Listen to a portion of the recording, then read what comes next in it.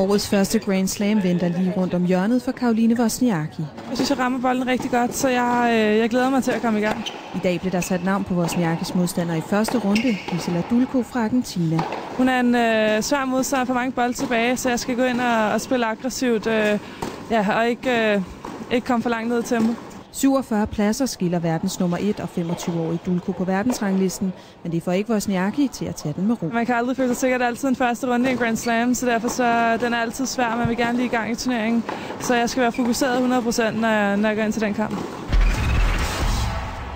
Vejret vendte op og ned på forberedelsen til Australian Open. Også for Caroline Wozniacki, der måtte flytte træningen indendørs, men så er det meget rart at være første seedet i turneringen. Jeg fik lov til at træne alene inde på banerne. Nu så står de 4 og træner. Jeg får lov til at træne inde på centerkorten og får nogle gode tider, så på den måde så har man lidt en lille fordel. I det hele taget er det ikke så dårligt at være verdens nummer 1. Man har det rigtig godt, og man bliver passet godt på, så det er en god følelse, helt sikkert. Og skulle regnen fortsætte med at udfordre turneringen i Melbourne, så klarer Wozniacki også det med et smil. Hvis det regner, så inde på de store baner har de tag, så det er en meget god ting, kan man sige.